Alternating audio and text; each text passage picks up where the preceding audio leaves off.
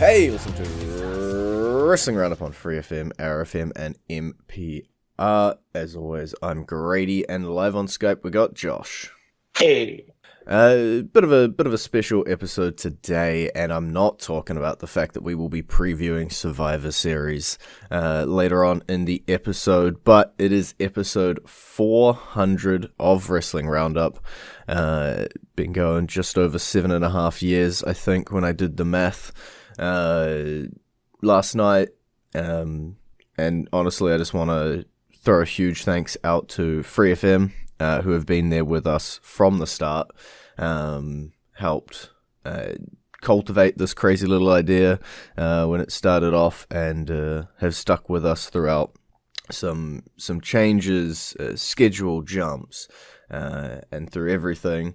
And honestly, couldn't have wanted a better radio station to put Wrestling Roundup on. And then later on in the piece, ArrowFM, you guys are just as awesome. When you reached out and said, "Hey, we wanna syndicate Wrestling Roundup and we want to play it on here as well," answer's always going to be hell yeah. Always happy to spread the word of Wrestling Roundup around. And then MPR, specifically Sammy G over there, I know you put in a good word for us. Again, another massive thank you for coming on and giving us another outlet to spread the show further across the New Zealand airwaves. And if I look back over these 400 episodes, you know, obviously myself and Josh have been pretty consistent across those, and grateful to be able to make it most weeks onto those. But we have had guys like Fid McAwesome, Brandon, David Dunn's been on for a little bit, the Feral Crew jumped on, Sammy G's been around, and just every person that we've had on, whether you've been on for one episode or for 20, thank you for helping us get to where we are in this journey. You know, if you hadn't helped out on that one episode, we might have missed a week, and then who knows what would be what our situation would be at the moment. And it's not just the guest hosts either.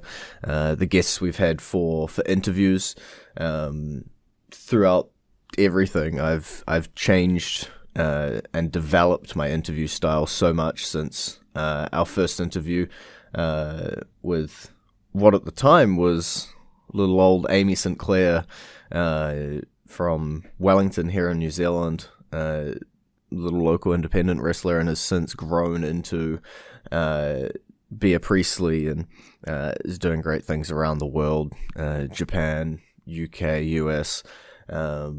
Still that one little claim to fame that we interviewed her back when she was here as a local New Zealand wrestler. Hacksaw Jim Duggan was my first in-person interview with an actual celebrity, and that again just changed the way that I look at interviews. He was such a friendly dude, such a lovely guy to get along with. I had a wonderful time, and it just kept the love and the passion going for both Wrestling Roundup and interviewing people and telling stories, and this awesome medium we have here. And you know, whether it's Karma, Scarlett, TK Cooper, James Shaw, Haku at one of the Armageddon Expos, Veronica Ticklefeather, Bad Luck Fale, Paul Sayers, Peter Josephs, Leah Tonga, Henade, Marcus Cool, Jay White, and honestly that whole crew around Sakura on the Mat, who was so accommodating to us having interviews for that and to set up for that. And genuinely, these last 400 episodes have been amazing. And this is obviously not a swan song. It's not we're going to finish on episode 400, and I've probably already talked too much about it at the start here, but I did just want to throw out thank yous to everybody who helped us get to where we are now. And honestly, you can see it coming. I'm sure he knows it's coming on the other side of his Skype screen. But I got to thank you too, Josh, for sticking around from our little text-based curtain jerkers on 4Down all the way through to 7.5 years later, chatting to some dude on the other side of the world every week. Yeah, thanks for having me all this time and putting up with my whims as well. it's it's been a crazy process, yeah, as you say. It's been we've had great days. Everything works. We sit down. It's amazing. We've had less great days where we sit down and maybe my Skype's crashing, or when we were back in the studio, just couldn't get a connection. Our audio's down on this side, and I think I've recorded episodes from overseas when I've been traveling.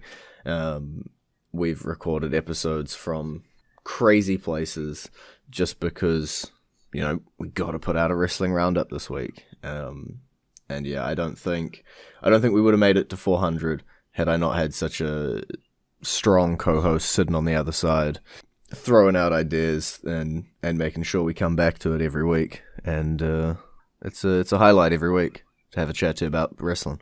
Same here. And that's it for the sappy stuff. I gave you like 5 minutes of it, but now we will preview Survivor Series. Now we will look into it. And we're going to start off with one specific match, just because it'll lead into the theme song for this week. And it is the Champion v Champion, Universal Champion versus WWE Champion. The Tribal Chief Roman Reigns from SmackDown with his advisor Paul Heyman will be going up against the WWE Champion, who up until last episode we believed was going to be Randy Orton, but they pulled a shifty on us this week on Raw.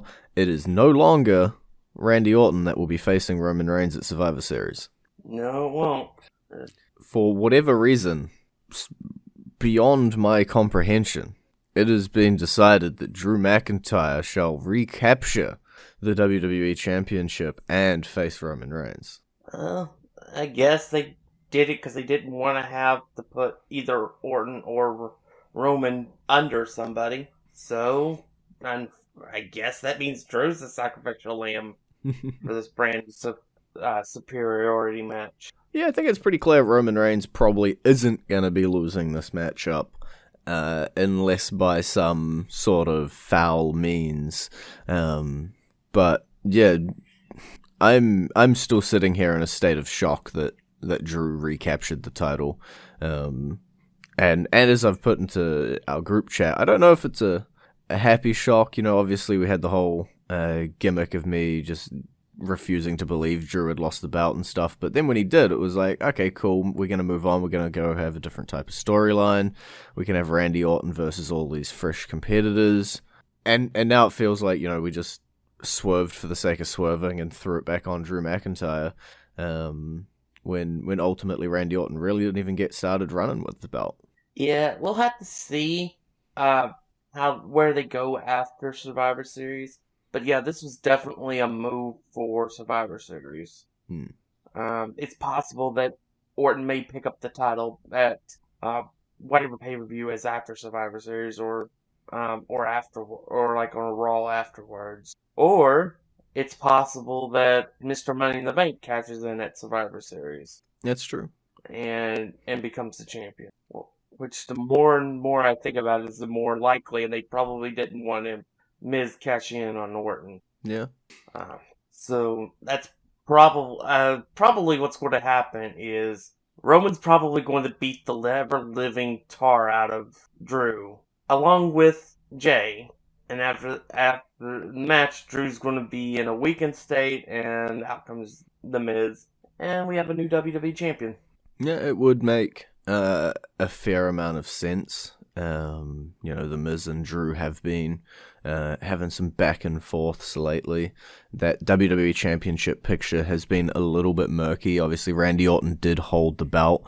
Drew McIntyre now holds the belt. The Miz with the Money in the Bank briefcase. The Fiend and Alexa Bliss still floating around with their eyes on seemingly Orton, potentially not the belt. Can't really tell just yet. But yeah, so could be the Miz. Maybe the Miz cashes in. Maybe the Miz provides a distraction. Or we know that even though there's no title matches on Survivor Series, we could be walking out with a title change. Yeah, that's always going to be in the back of our minds because it could happen for either title, technically. It just depends on which title the Miz would want. Or is given the opportunity to take. Let's say that. Yeah. It's who's left laying at the end of this match, which is most likely Drew McIntyre. Yeah. And then where does his cash in lie around that, I guess, yeah. So the entrance theme this week, Josh decided to regale us with Drew McIntyre's theme to celebrate his new WWE Championship reign, but also I'm sure to commiserate his recent, or his soon-to-be loss against Roman Reigns.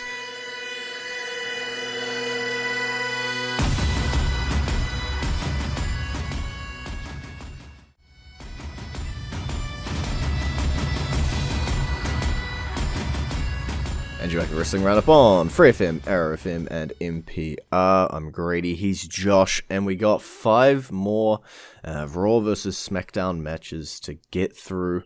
What do you want to hit? We got the mid-cards, we got the tags, we got the woman, and then we got the 2 5-on-5s. Dartboard says the Women's Championship. Asuka versus the Mandalorian's Sasha Banks. Well, it should be interesting.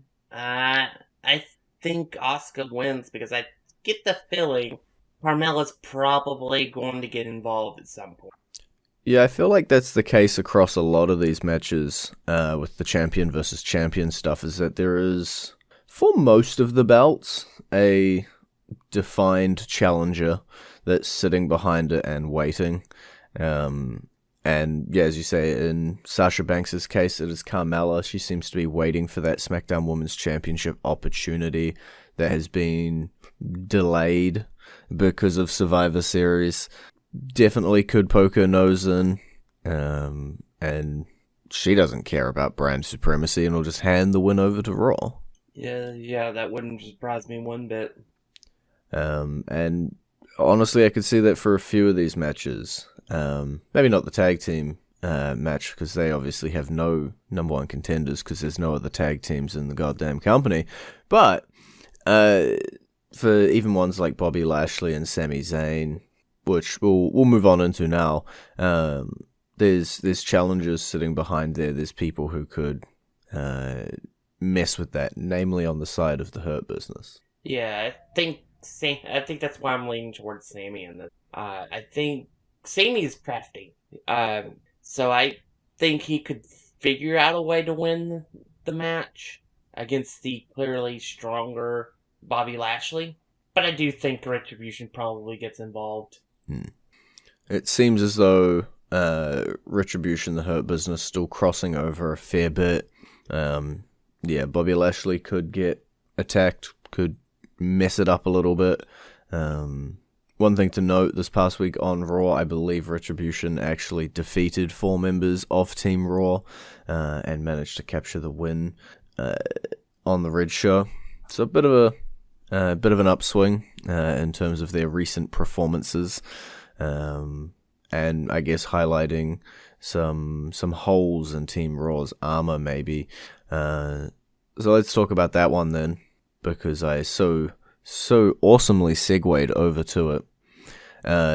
Team Raw, featuring AJ Styles, Keith Lee, Sheamus, Braun Strowman, and Riddle, will be going up against Team SmackDown's Kevin Owens, Jey Uso, King Corbin, Seth Rollins, and as of time of recording, 1 member yet to be named. Yeah, this should be an interesting match. I'm leaning towards Team Raw. I have no idea. We don't know who that fifth person is going to be for SmackDown. But I have a strong feeling that somebody in Team SmackDown is going to cost SmackDown the win at some point. That will turn on somebody, and that will give Raw the advantage they need to win the match. Yeah. There's been a lot of focus around that, obviously, on Team Raw, where, they can't get along. They couldn't put their differences aside and defeat Retribution this week. But as you say, I don't know if they're going to be the team that explodes come Sunday. Honestly, I think my most likely target for it is King Corbin. I think that's my most likely to get fed up with the team and take one of the other team members out, and then walk away and be counted out. So that would end up being them causing SmackDown to lose 2 people once. Yeah, basically. It's definitely possible, and obviously you say we don't know who that fifth member of Team SmackDown is yet, just because of when we record. But on paper, this Team Raw is stacked. Yeah. You have AJ Styles, who is arguably the best wrestler in this generation. You've got Keith Lee, who's an up-and-comer. Sheamus, who is grossly underrated. Love him. And several-time world champion. Braun Strowman, who carried the Universal title for 6 months. And you have Riddle, who's a former MMA guy and has quite a future, too. This team is absolutely stacked to the gills with the best talent that's not already a champion on the Raw roster. And to me, that's going to be the difference maker, is that you've got all of this just stacked over on Team Raw. And it's not bad-mouthing Kevin Owens, Jey Uso, King Corbin, Seth Rollins, etc., but they're not... To be fair, the only person... on Team SmackDown, I think they're pretty stacked too. I mean, you have Owens, who's a former Universal Champion. You've got Seth Rollins, who's a former multi-time World Champion. King Corbin, who's done everything but win the World Championship. He's a king. Yeah. You've got Jey Uso, who's been absolutely killing it the last 4 months. And who knows who this fifth member could be. And TBD, man. TBD's amazing. Yeah, Vacant's like the most decorated champion of all time. So this is a correct statement. Maybe we've got to swing our opinion over Team SmackDown just because they got that Vacant on their side. So yeah, I think this will be a very interesting match to watch. I think Team Raw wins, but I would not be surprised by Team SmackDown winning. I'm going to take that opinion too. I think I'm going to take Team Raw with the option of it being Team SmackDown, purely because of who that TBD could be. And then I have a nice cop-out, and I could say that I called it whoever wins. Big brain.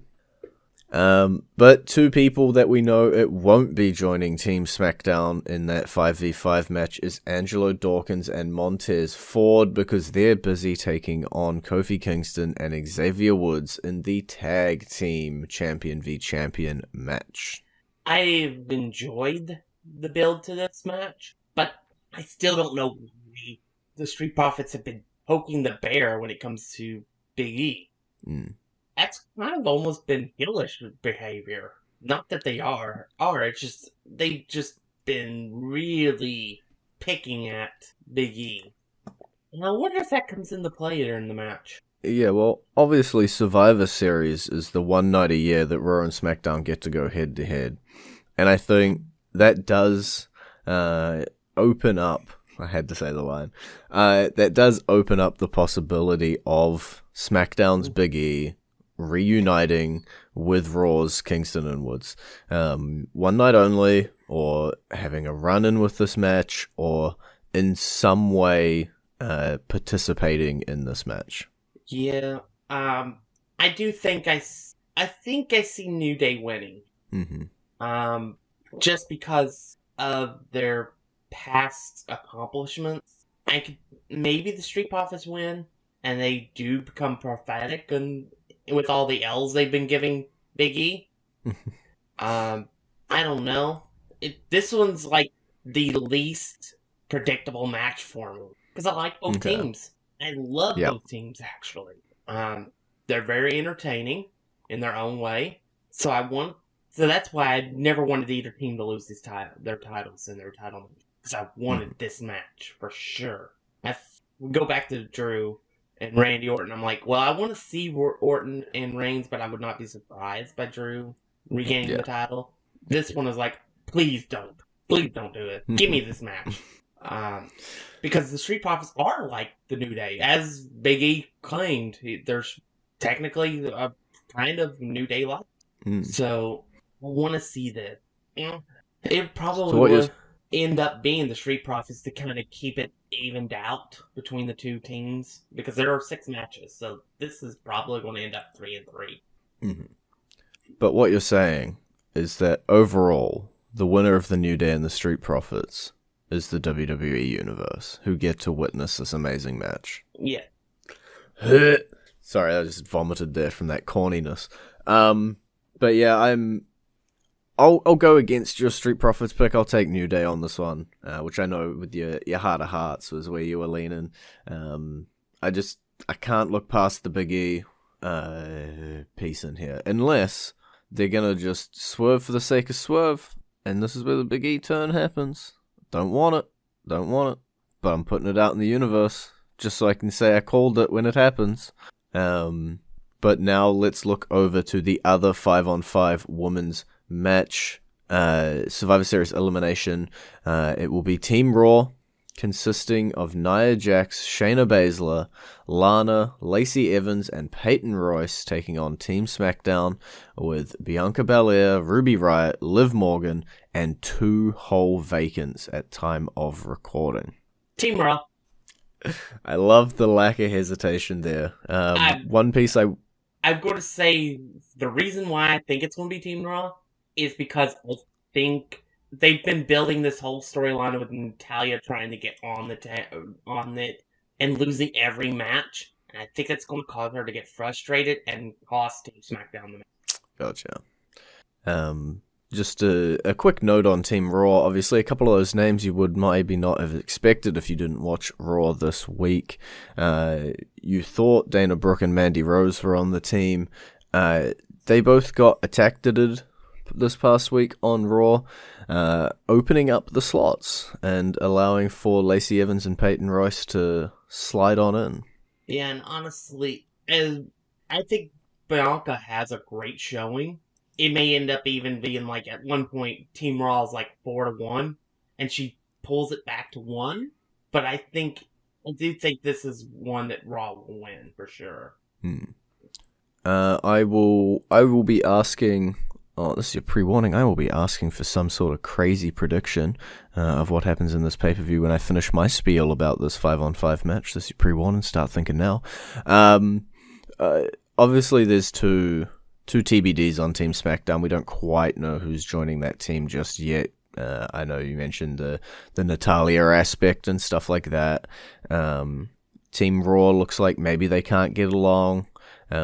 And you also mentioned Bianca Belair, who I think is going to be, win or lose, the standout of this match. I think you're right. I think she's going to have the odds stacked against her, have that comeback story, and then obviously going 1v5 maybe is too tough. Like, she's really good, but maybe she can't take on all 5 members and eliminate all 5 members of the other team.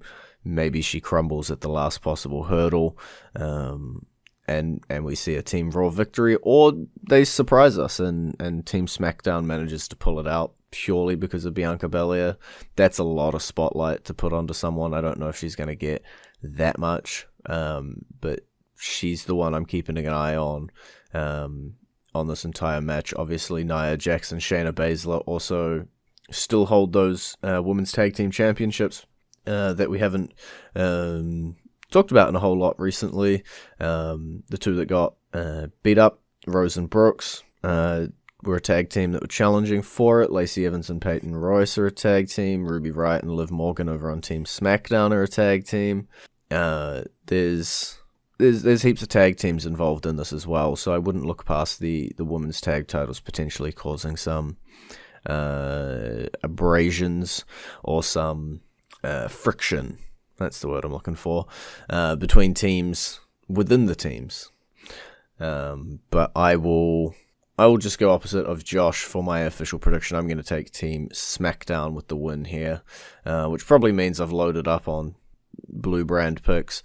I don't know. I probably even say half my picks throughout this, but that is my pick for the 5-on-5 Women's Survivor Series elimination match. Now, as promised, Josh, what is your crazy prediction for something that could happen at Survivor Series 2020?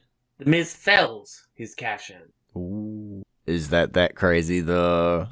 Oh, if he's cashing in a situation where it's almost guaranteed he wins. That's true. So, if he fails it, that would be crazy. Yeah. I will give that to you. Overall, you think this show's going to end in a 3-3 tie between the two brands? I do think so. Alrighty. Well, we'll have to wait and see what happens this Sunday or this Monday if you live in New Zealand at Survivor Series. It's been great talking to you. Bye. And here's to another 400, eh? You can visit our Facebook page, facebook.com/WrestlingRadio, Twitter page, twitter.com/WrestlingRadio, and we'll catch you next week.